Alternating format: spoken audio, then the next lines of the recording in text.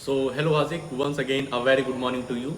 Welcome to our geography. आज हम लोग ज्योग्राफी में एक चैप्टर देखने वाले हैं जिसका नाम है some domains of the major domains of the earth, जिसमें हम लोग जानेंगे कि अर्थ में कौन कौन से चीज़ें अवेलेबल हैं, अर्थ के पास कौन कौन सी चीज़ें हैं, कहाँ पठार है, कहाँ पर प्लेट्यू है, कहाँ पर वाटर है, किसको हम कॉन्टिनेंट बोलते हैं, किसको हम आइलैंड बोलते हैं, कॉन्टिनेंट कितने टाइप्स के हैं, ये सब चीज़ें हम लोग पढ़ेंगे।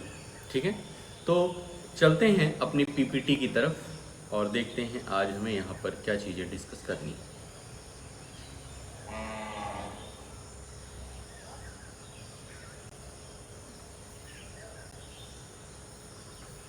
ये सब क्या हो गया यार।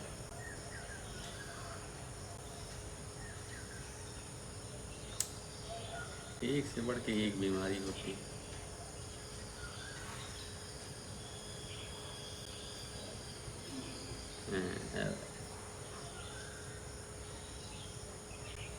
सब उल्टा सीधा हो गया।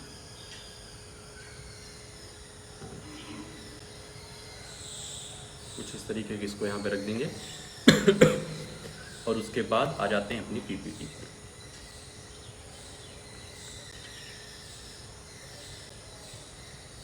ठीक भाई, major domains of the earth, प्यारी सी पीपीटी लगाई है यहाँ पे भाई साहब। आज हमें क्या क्या टॉपिक डिस्कस करना है, तो सबसे पहला टॉपिक अपना रहेगा इंट्रोडक्शन। क्या रहेगा? इंट्रोडक्शन। दूसरा टॉपिक अपना रहेगा लिथोस्फेयर और तीसरा रहेगा कॉन्टिनेंट। ये तीन टॉपिक आज हमको कवर करने हैं। सबसे पहले जानेंगे इंट्रोडक्शन में इस चैप्टर में हम क्या पढ़ने वाले हैं, फिर लिथोस्फेयर क्या होता है, कॉन्टिनेंट्स क्या होते हैं, कितने उसके टाइप्स हैं कॉन्टिनेंट के, कितने कॉन्टिनेंट हमारे आसपास हैं, ये सब चीज़ें देखने चल रहे हैं। आते हैं अपनी एनसीईआरटी पर और शुरू करते हैं आज की क्लास। फुल कंसंट्रेशन भाई साहब चाहिए, क्योंकि दिक्कत इस बात की, अगर फुल कंसंट्रेशन नहीं रहेगा तो जैसे हिस्ट्री में तुमको हमने तुमको मेगालिथ्स वगैरह पढ़ाया था। ठीक है, मेगालिथ्स पढ़ाया था और ब्यूरियल साइट पढ़ाया था, लेकिन वही क्वेश्चन जब एग्ज़ाम में आया तो तुम नहीं कर पाए।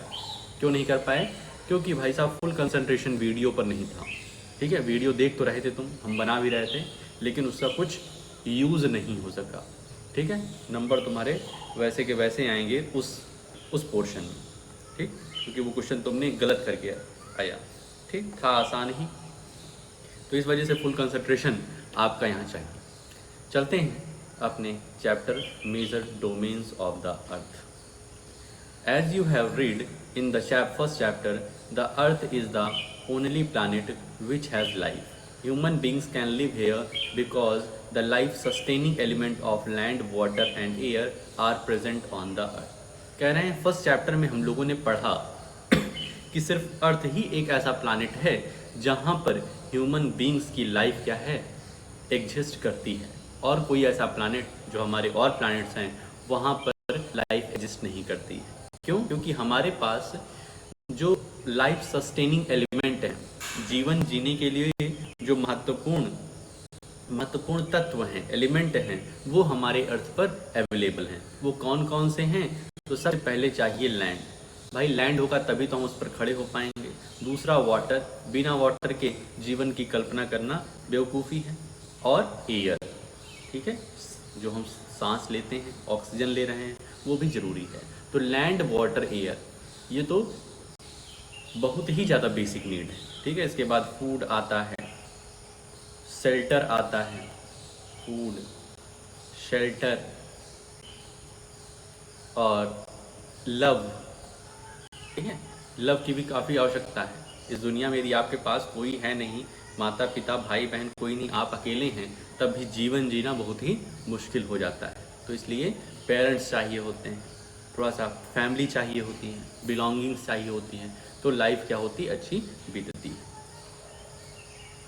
The surface of earth is a complex zone in which 3 main components of the environment meet. कह रहे हैं जो अर्थ का सरफेस है, यहाँ पर 3 मेन कंपोनेंट मिलते हैं। वो कौन कौन से हैं?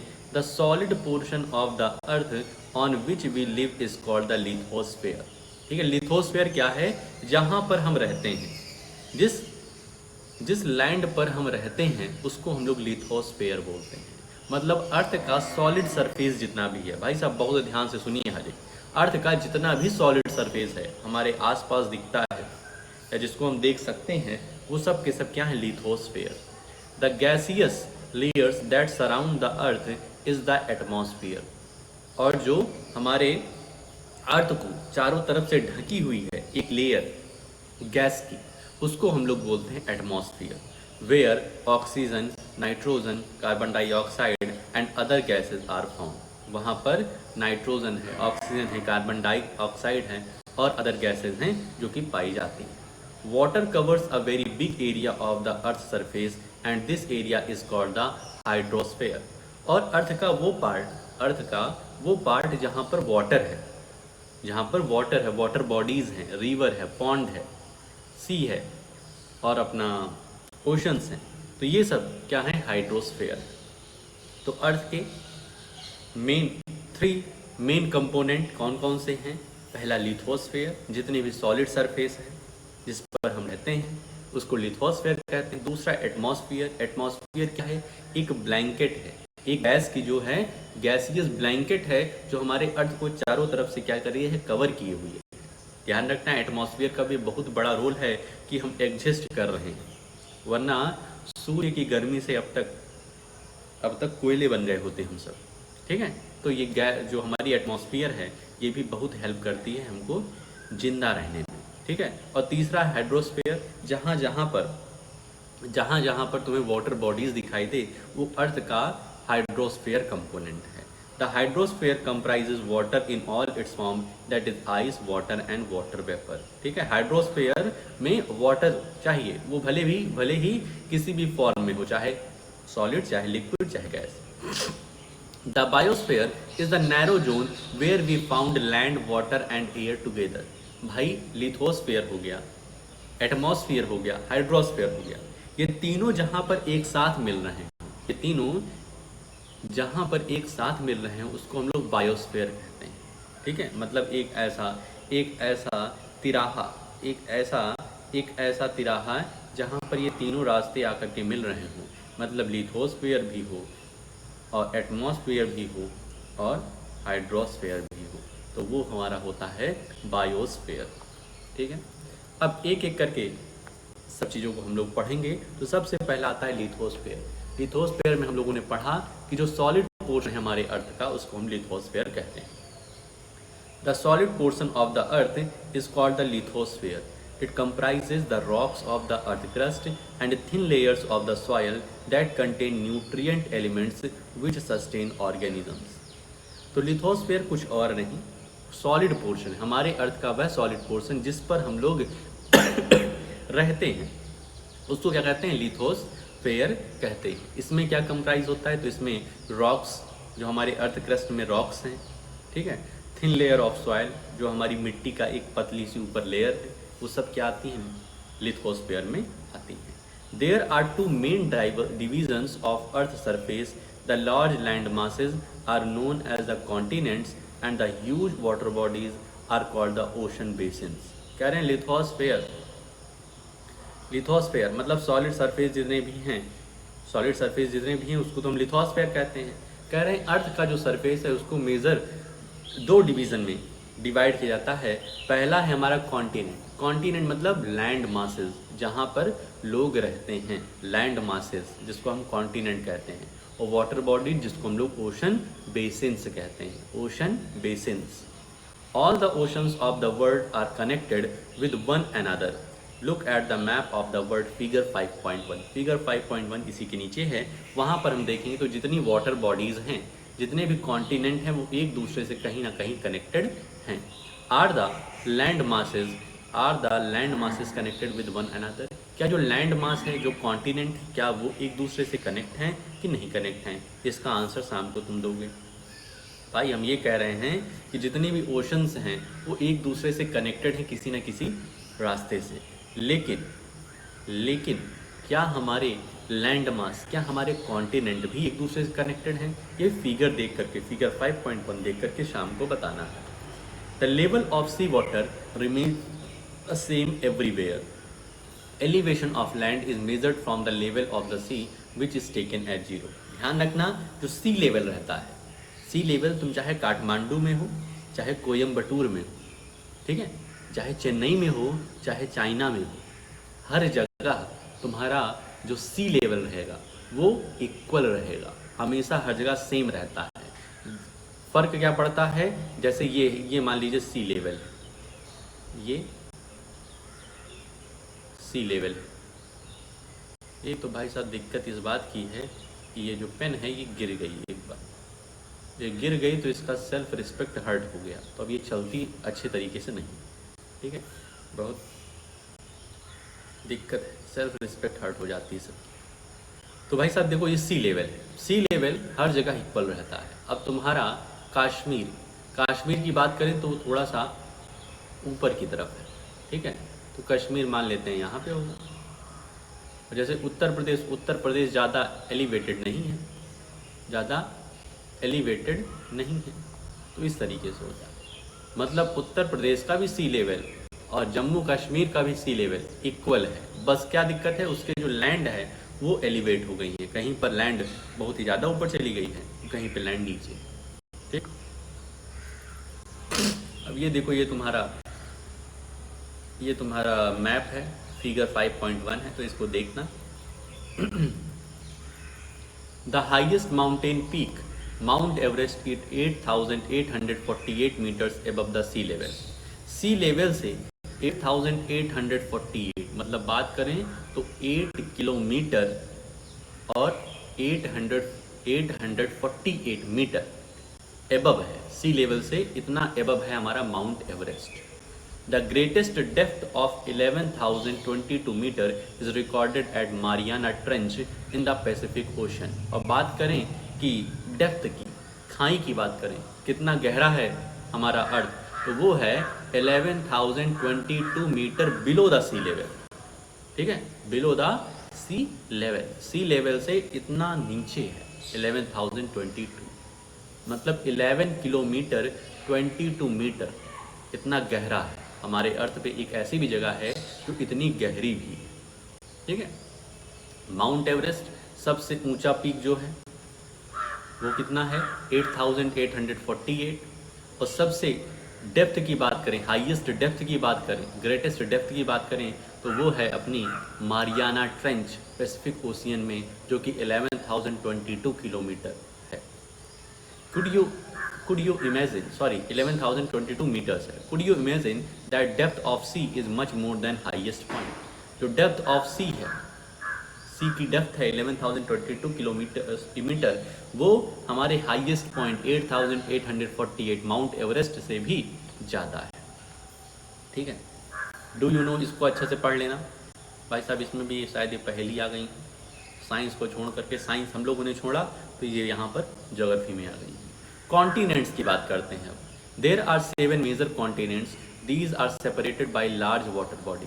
तो भाई साहब हमारे पास 7 मेजर कॉन्टिनेंट हैं। और भाई साहब तुमसे हम बताए थे कि जब इंडिया का मैप, इंडिया का एक पजल मैप हम लोगों ने ऑर्डर किया था ना, उसको समझा था, पढ़ा था, याद किया था, उसके कंट्रीज़, सॉरी स्टेट्स कहाँ कहाँ पर हैं, कौन से, उस कैपिटल कहाँ, तो उसी के साथ हमने वर्ल्ड मैप भी कुछ दिनों बाद ऑर्डर किया था, जो कि बहुत दिनों से रखा हुआ है, उसको कोई याद ही नहीं कर रहा है। तो उसमें अलग अलग कॉन्टिनेंट पजल के रूप में दिए गए हैं। इच्छा होगी तुम्हारी तो बताना, तो उसको भी लाएंगे, उसको भी देखा जाएगा, ठीक। There are 7 major continents, these are separated by large water bodies. These continent are Asia, Europe, Africa, North America, South America, Australia and Antarctica. ये तुम्हें पहले से ही याद है कि कौन कौन से हमारे पास कॉन्टिनेंट हैं, मेजर कॉन्टिनेंट। एशिया हो गया, Europe, Africa, North America, South America, Australia और Antarctica. Look at the map of the world, figure 5.1, and notice that the greater part of the land mass lies in the northern hemisphere. Figure 5.1 तुम देखोगे तो figure 5.1 कुछ इस तरीके से एक word दिया है, ठीक है, इस तरीके से। अब तुम जानते हो ये जो ऊपर वाला पार्ट होता है नॉर्दर्न हेमिस्फीयर होता है, तो नीचे वाला सदर्न हेमिस्फीयर होता है, तो ज़्यादातर पार्ट और ये बीच से क्या जाती है, बीच से एक प्यारी सी लाइन जाती है जिसको हम कहते हैं इक्वेटर। क्या कहते हैं? इक्वेटर। तो इस इक्वेटर के ज़्यादातर लैंड मासेस तुम पाओगे कि नॉर्दर्न हेमिस्फेयर में है, सदर्न हेमिस्फेयर में कम से कम है। तुम फिगर 5.1 देखो तो उसमें इक्वेटर बना हुआ है। इक्वेटर के ऊपर 3 लाइनें बनी, उसमें ऊपर ट्रॉपिक ऑफ कैंसर है, ऊपर वाली क्या है? ट्रॉपिक ऑफ कैंसर यहाँ पर, और नीचे क्या है? Tropic of Capricorn.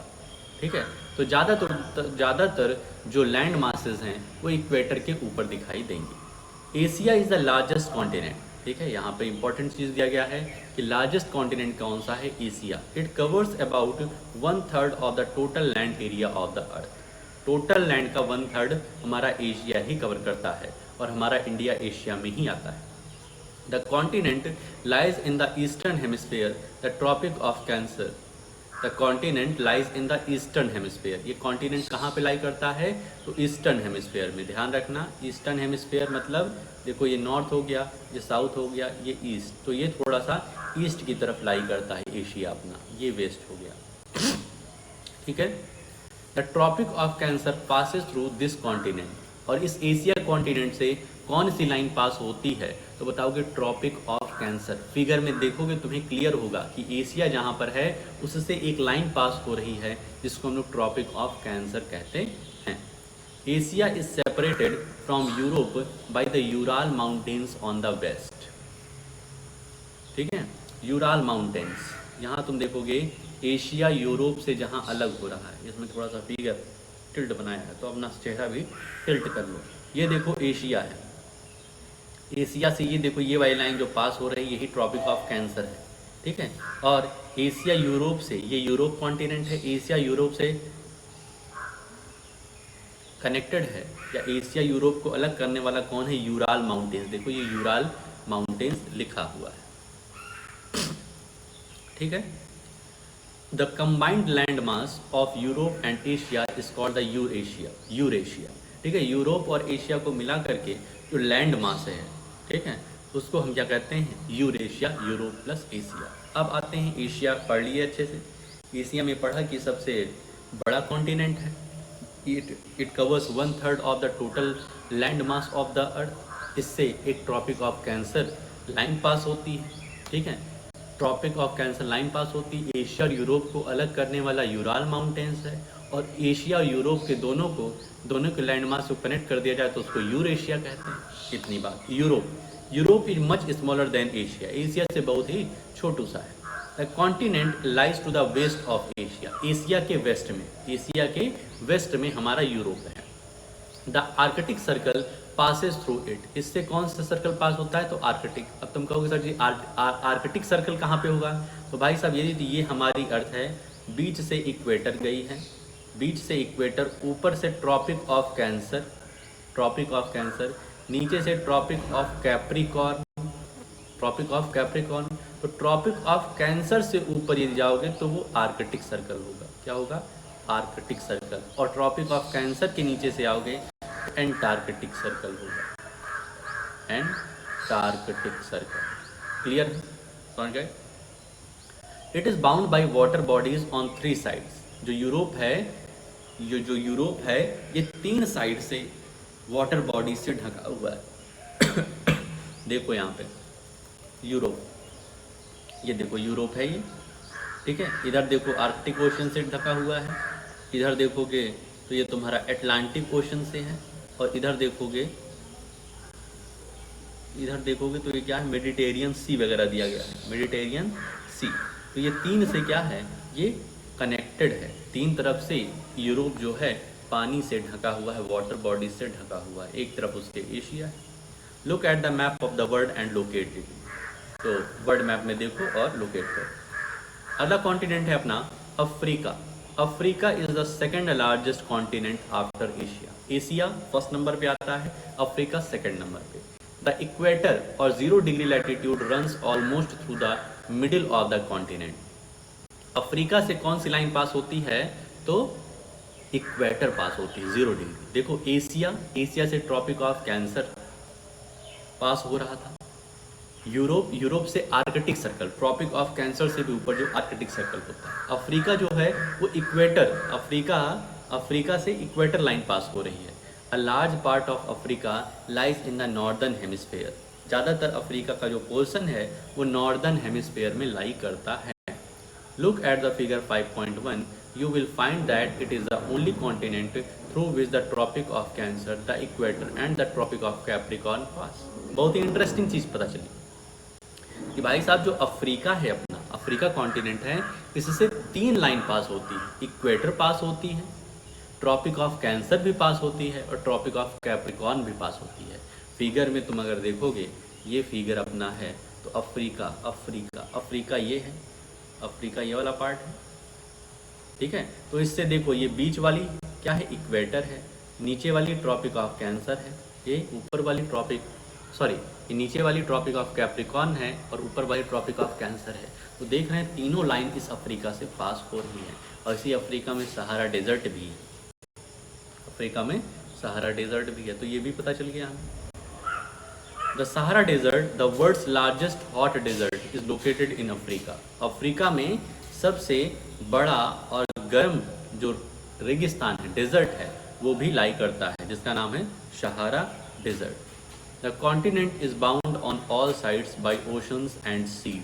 ये एक ऐसा कॉन्टिनेंट है जो सब तरफ से ओशन और सीज से क्या है, ढका हुआ है। Look at the world map figure 5.1.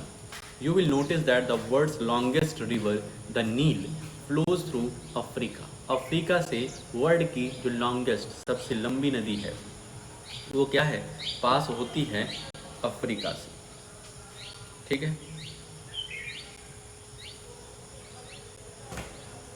एक मिनट रुकिए।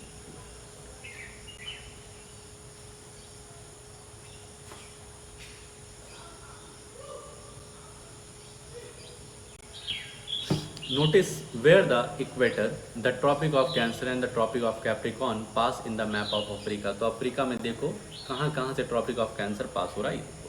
अब आती है बात North America. North America is the third largest continent of the world. First number पे अपना आ गया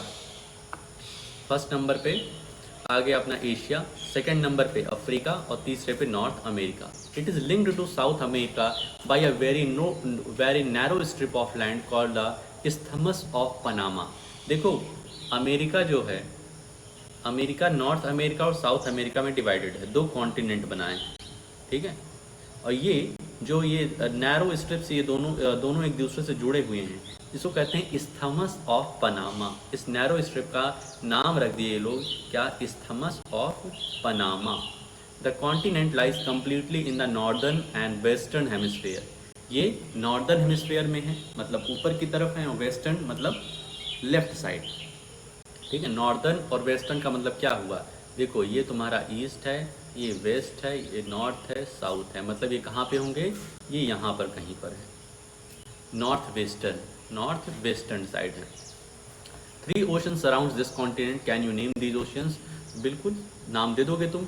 ये जो नॉर्थ अमेरिका है, ये 3 साइड से ओशन से कवर है, तो कौन से वो 3 ओशन से बताना है तुम्हें।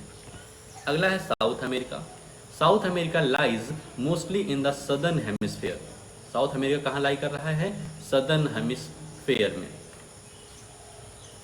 विच 2 ocean surrounds it on the east and the west. तो फिगर देखो, और ईस्ट और वेस्ट से साउथ अमेरिका को कौन सराउंड कर रहा है, ये बताना है। The Andes, world's longest mountain range, runs through the length from north to south. जो हमारा एंडीज है, एंडीज ये नॉर्थ से साउथ, साउथ अमेरिका में इसमें दिया गया है, हाँ ये देखो, ठीक है। ये क्या है, ये एंडीज माउंटेन है। ये क्या है, एंडीज माउंटेन, जो कि साउथ अमेरिका में पाया जाता है। और ये सबसे बड़ी लॉन्गेस्ट रेंज है माउंटेन रेंज की, मतलब कई सारे माउंटेन एक साथ हैं और सबसे बड़ी है रेंज। जैसे हिमालय भी क्या है, एक रेंज है, Himalayan mountain. South America has the world's largest river, the Amazon. ध्यान रखना, एक है लॉन्गेस्ट रिवर जो कि अफ्रीका में है, उसका नाम है नील या नाइल जो भी बोलो, NILE। और एक है लार्जेस्ट रिवर, लार्जेस्ट रिवर जिसका नाम है अमेजन। अमेजन शॉपिंग वाला नहीं, ये अमेजन है। वर्ल्ड्स लार्जेस्ट रिवर जो कि है साउथ अमेरिका में, साउथ अमेरिका, वो है अफ्रीका में। ठीक है, तो दोनों में कंफ्यूज मत होना। ऑस्ट्रेलिया की बात करें तो Australia is the smallest continent that lies entirely in the southern hemisphere. Australia की बात करें तो ये सबसे छोटा कॉन्टिनेंट है जो कि सदर्न हेमिस्फेयर में लाई करता है। It is surrounded on all sides by the oceans and seas. ये चारों तरफ से ओशन और सीज से कनेक्टेड है, चारों तरफ से ओशन और सीज से ढका हुआ है। It is called an island continent, और इस वजह से इसको हम लोग आइलैंड कॉन्टिनेंट भी कहते हैं। आइलैंड क्या होता है? ऐसा लैंड मास जो कि चारों तरफ से पानी से घिरा हो, तो ये कॉन्टिनेंट क्या है? Island continent. क्वेश्चन में पूछा जा सकता है तुमसे कि भाई साहब बताओ ऐसा कौन सा कॉन्टिनेंट है जिसको हम आइलैंड कॉन्टिनेंट कहते हैं, तो फटाक से बता देना, ऑस्ट्रेलिया। अब लास्ट है अपना एंटार्कटिका। लास्ट अपना जो कॉन्टिनेंट है Antarctica, completely in the southern hemisphere. ये कंप्लीटली किसमें है? Southern hemisphere. And it is a huge continent. The south pole lies almost at the centre of this continent. जो हमारे अर्थ का साउथ पोल है वो इस कॉन्टिनेंट एंटार्कटिका कॉन्टिनेंट के सेंटर में आता है। As it is located in the south polar region, it is permanently covered with thick ice sheet से कवर्ड रहता है हमेशा। इस वजह से there are no permanent human settlement. इस वजह से यहाँ पर परमानेंट ह्यूमन सेटलमेंट्स नहीं है, लोग यहाँ परमानेंटली नहीं रह पाते हैं। ठीक है, वरना दिक्कतें आ जाती हैं। Many countries have research stations in Antarctica. India also has research stations there. These are named as Maitri and Bharati. तो अलग अलग कंट्री वाले एंटार्कटिका कॉन्टिनेंट में रिसर्च स्टेशन बनाए हुए हैं। वहाँ परमानेंटली रहना बहुत ही मुश्किल है। एक टीम रहती है तो दूसरी टीम इंडिया में रहती है, फिर दूसरी टीम जाती है तो पहली टीम आ जाती है। मतलब वहाँ ज़्यादा दिन तक रह पाना इम्पॉसिबल है। ठीक है, तो वहाँ पर परमानेंट ह्यूमन सेटलमेंट्स कोई नहीं है, और वहाँ पर रिसर्च स्टेशन है। इंडिया के भी 2 रिसर्च स्टेशन हैं वहाँ पर, जिसके नाम है मैत्री और भारती। ठीक है, तो इस तरीके से जो आज अपना टॉपिक था डिस्कस करने का, वो यहाँ पर हो जाता है ख़त्म। ठीक है, तो अब तुम्हारा काम क्या रहेगा? इस बात की बात करें तो तुम्हारा काम ये रहेगा कि फटाक से फुल रीडिंग इस चैप्टर की कर लो। जो भी इंपॉर्टेंट पॉइंट्स तुमको नज़र में आते हैं उसको अपनी कॉपी में लिख लो। ठीक है, और शाम को तुमसे पूछेंगे लॉन्गेस्ट रिवर कहाँ है, लार्जेस्ट रिवर कहाँ है, कॉन्टिनेंट के 7 कॉन्टिनेंट के नाम बताओ, कहाँ पर किसकी पोजीशन है, ये सब चीज़ें देख लेना। ठीक है, तो जितने इंपॉर्टेंट पॉइंट्स हैं उनको अच्छे से लिख करके समझ लेना, याद कर लेना। ठीक है, इसके बाद तुम्हारे मैथ्स का जो क्वेश्चन है, मैथ्स की जो 3rd एक्सरसाइज, ठीक है, उसको सॉल्व कर लेना है। ठीक, तो इस तरीके से आज के अपने इस वीडियो में इतना ही। मिलते हैं नेक्स्ट वीडियो में। ओके।